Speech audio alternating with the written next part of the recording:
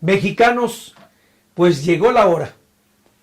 Hoy por la mañana se anunció ya en el último momento, en las últimas horas, que llegaron a un acuerdo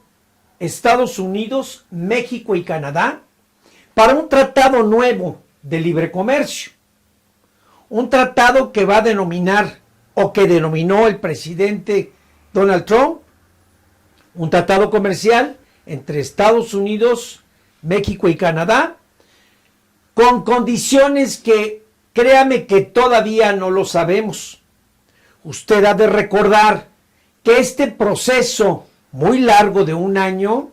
para tratar de encontrar alguna solución o algún acuerdo trinacional para que no solamente Estados Unidos, como es su costumbre, de tener ventaja sobre el país canadiense y particularmente México, que somos uno de los países más importantes en el que le proporcionamos materias primas, maquila,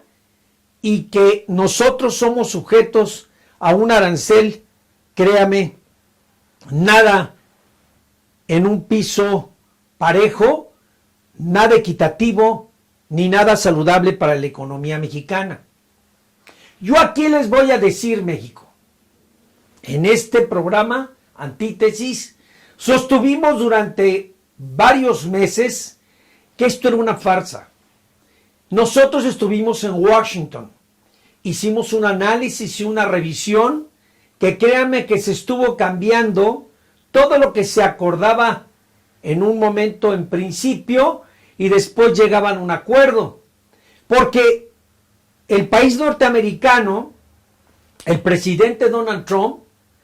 créame y le puedo asegurar que nos castigaron en la industria automotriz, créame que nos castigaron en la industria farmacéutica, créame que nos castigaron en la industria metalúrgica, en la industria acerera en el país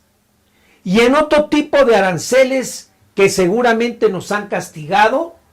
y que se aceptó porque esto es de los últimos respiros de este presidente fallido Peña Nieto y de ese equipo que mandó a Estados Unidos y que llevaba la representación de los industriales, de los empresarios en México, del representante del nuevo gobierno de transición, de Andrés Manuel López Obrador, y de este secretarito de Quinta, Pedro Picapiedra, y de Alfonso Guajardo. Pues usted me va a perdonar, mexicanos, pero yo no les creo nada. Yo les puedo asegurar aquí que nos castigaron, que se portaron de manera ventajosa y que tuvieron que aceptar las condiciones del país más poderoso del mundo y que, como siempre, con esa cobardía de estos funcionarios de tercera, aceptaron todas las condiciones del país vecino de Norteamérica. Yo no les creeré hasta que veamos los puntos fundamentales, pero tampoco cree usted que ya está aceptado. Esto va a pasar por una serie de filtros de la Cámara de Representantes en Estados Unidos, la Cámara de Senadores en Estados Unidos, los de Canadá y particularmente los de México. Si existe coherencia, sensibilidad y realmente vamos a observar y a ver un nuevo cambio, una cuarta transformación urgente en el país, para ver por los intereses de México y los intereses de los mexicanos, difícilmente va a pasar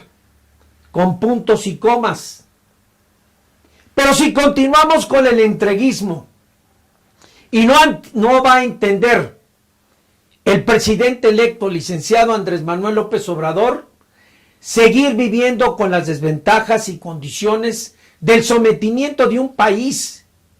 que, créame que más que abusivo, es un ventajoso en todas las cuestiones de orden comercial. Pero también hay que voltear a ver estos ineptos que estuvieron en esa negociación de este nuevo tratado. Porque con el respeto que me merece el representante de este gobierno de transformación, no lo vi, créanme usted, débil, lo vi gris, insignificante, y créanme que nunca declaró una postura y una posición del nuevo gobierno. Yo ahí les dejo la información, mexicanos. Van a pasar bastantes meses para que esto se formalice. Pero habrá que exigirles a este gobierno de rateros tramposos saliente y al gobierno entrante del licenciado Andrés Manuel López Obrador que nos tendrán que dar la explicación exacta